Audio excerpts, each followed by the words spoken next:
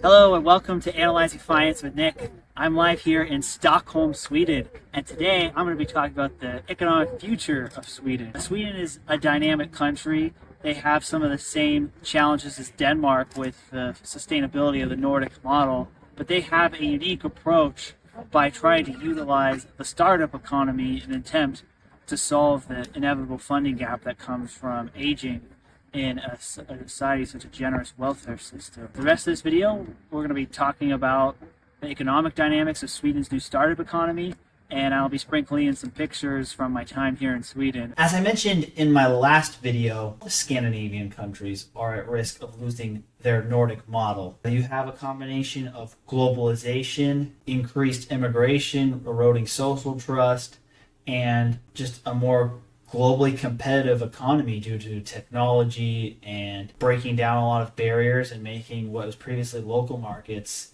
into single markets has forced a lot of these Nordic countries to adapt. The thing that they've been doing so far has been trying to deregulate business to increase profits to pay for the social safety nets. However, will that work? Denmark is trying to do that through promoting its national champions, whereas Sweden has a different approach. Sweden is a country that prides itself on taking care of its people and its generous social benefits, and being a country where no matter what your economic background you're born into, you're going to have a comfortable middle class-ish life. And so the problem is that government spending in Sweden as a percentage of its economy is the highest outside of the communist world, and that was way lower than their tax revenues, even though their tax revenues were among the highest outside the communist world.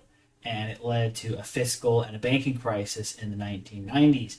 And since then, Sweden has been gradually deregulating and trying to become more competitive. It's also facing demographics problem with a birth rate of under 2 at 1.67 children per woman, and a lot of people retiring with not enough young people to replace it. So how do you generate enough productivity without a surge of labor and without cutting your social services to the bone to have an economy more like the United States? Well, Sweden is trying to have its cake and eat it too by going all in through the startup economy. It's kind of surprising that Sweden would be a hub for startups, given the fact that it has such generous social benefits, which you think would discourage people to work, and also very high taxes, especially for middle-class people, just like Denmark. However, the paradox is that the Nordic model gives a lot more security for young people to start businesses. If they know, like, no matter what, they have a certain floor in their living standards and they'll be fine whether they start a business or not. And unlike, say, like Germany or Japan, or to a lesser degree Denmark, the social stigma of business failure is a lot lower in Sweden. It creates an environment that can incubate a lot of rapidly growing businesses because you have more room to take career risk if you have a higher floor and a safety net. And that's basically what Sweden is betting on. The combination of maintaining that safety net, but also just deregulating the startup economy to make these companies globally competitive on day one. And the hopes of this is that they can scale fast, and the ability to scale fast will, one, keep the country in its home country so it doesn't grow too slow that it can move out before it gets too big. And then two, the growth of these companies and the money gained either from the profits of these companies or sale of their stock can help the tax revenues remain elevated and also therefore preserve the social benefits of the Nordic model even with a declining population. And there's been some success at this with Sweden so far. Sweden, at 20 startups per 1,000 employees, has one of the highest startup rates in the world. It's higher than America's, and it's up there with Israel and Singapore and a few other countries that heavily emphasize startups as one of the most startup-friendly countries in the world.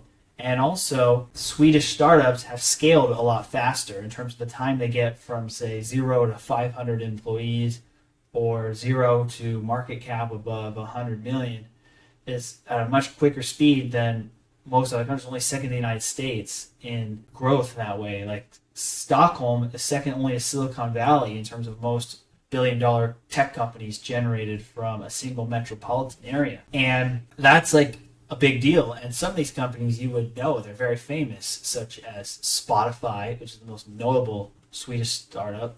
King, which created Candy Crush. The company that invented Minecraft was a Swedish company. Klarna, which is a competitor to Affirm. It's one of these buy now, pay later platforms. And a variety of other Swedish startups.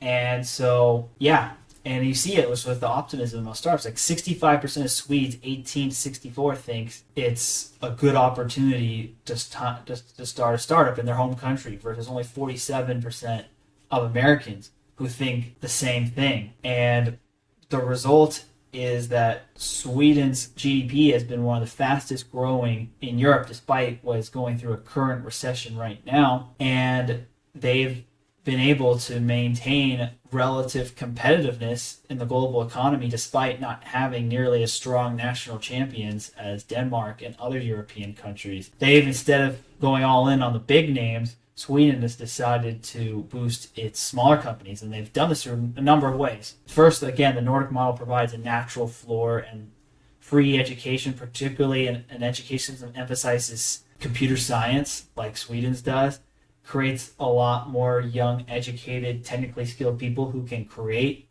these startups. Sweden has generous tax breaks for companies who are startups. They have much lower corporate tax rates than they do income tax rates. And they have a lot of incentives just in terms of financial incentives for entrepreneurs locally who want to start businesses. And so as a result, they've created an environment that has been favorable to startups despite on the surface level having prohibitively high taxes.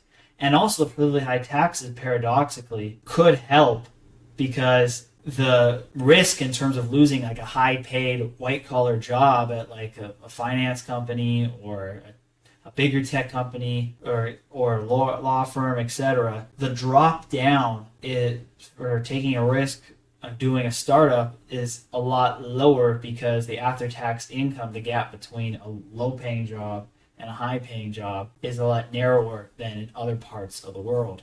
So that's Sweden's plan of really getting out of this, is they want to become the startup hub. And I think it's working so far.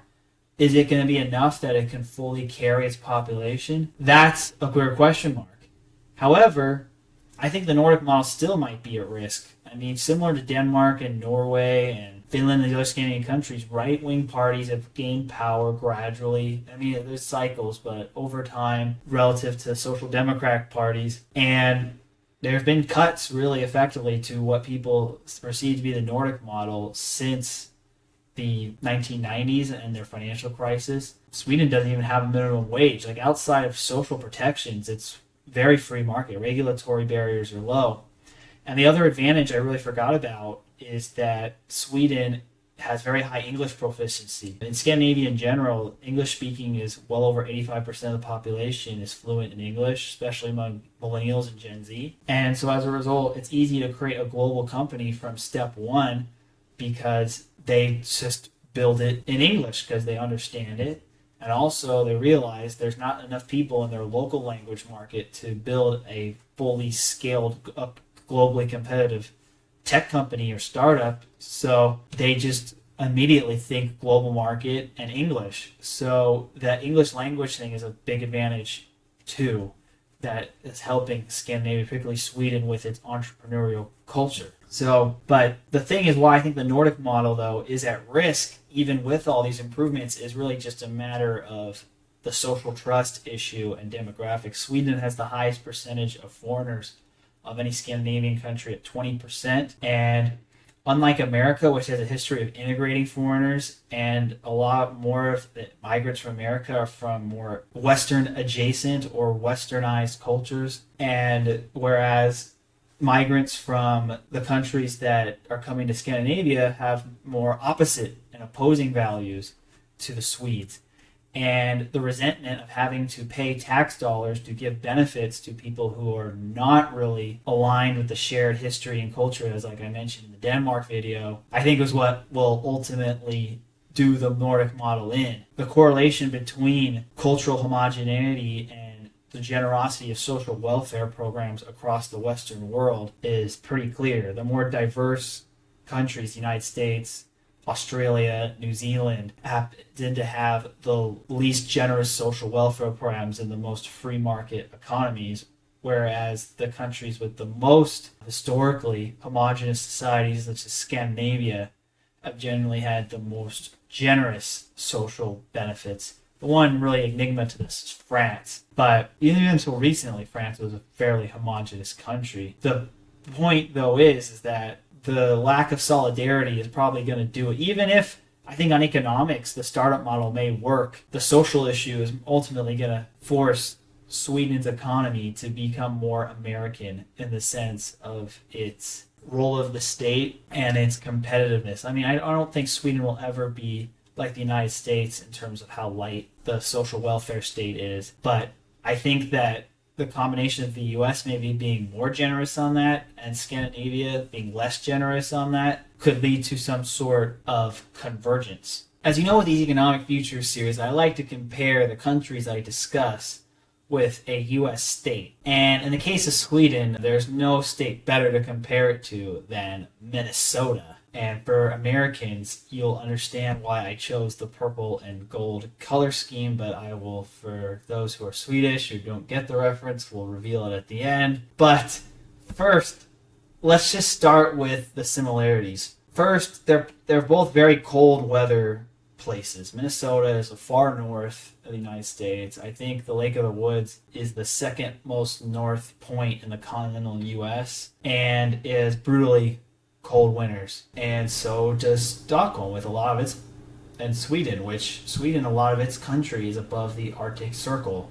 And the winter mean temperature in Sweden is just 28 degrees Fahrenheit or -4 Celsius. In Minnesota, it's not much warmer at 30 degrees Fahrenheit or -3 Celsius. Both are very snowy countries. Population-wise, it's 10.5 million for Sweden versus 5.7 million for Minnesota. GDP is somewhat higher in Sweden, about 600 billion versus 446 billion for Minnesota. GDP per capita in Sweden is about 55,000 versus 78,000 for Minnesota. Sweden startup pivot is definitely showing with the Fortune 500 companies. Sweden just has one company in the Fortune 500 globally, which is way less than Denmark's 4 and less than 5 for Minnesota.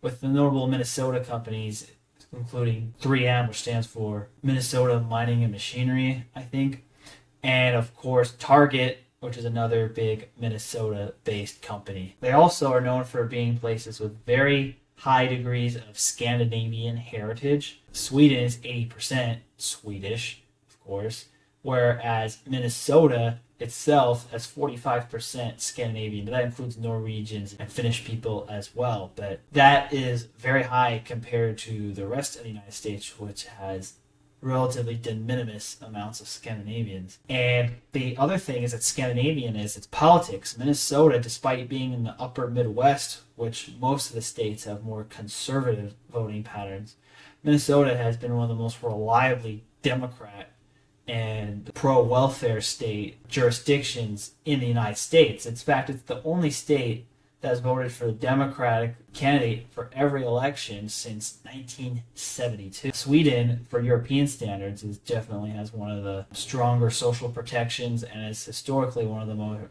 left-wing/socialist countries in Europe. So they have a similar role in their collective regions. And then the last thing I'm going to reveal here is why I picked this color scheme. It's because it's already obvious. It's the color scheme of the Minnesota Vikings, which the reason why they are known as the Minnesota Vikings because Minnesota has such a high Scandinavian population. So they made their football team the Vikings, who are the historic warlords and mariners who raided the northern coasts of Europe and beyond throughout the Middle Ages and also brought the world Norse mythology. So that's the connection really with the purple and gold and Scandinavia and Minnesota and Sweden.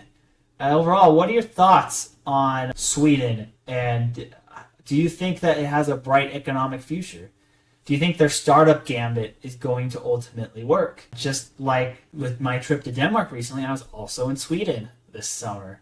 And it was a very interesting experience to do these economic futures from countries I've actually visited. And if you would like me to continue to make these only when I actually visit the countries mentioned, please mention that in the comments. Or if you want me to keep doing these about countries that I haven't really been to or may not plan on going to for a long time, I could keep going back to them. But yeah, keep supporting the channel. And if you want me to do a economic futures of your country and I haven't done it, leave it in the comments. And if I have enough of you guys and the show grows big enough and we get enough support to do it, perhaps I'll do an economic futures video live in your country. Thanks for watching.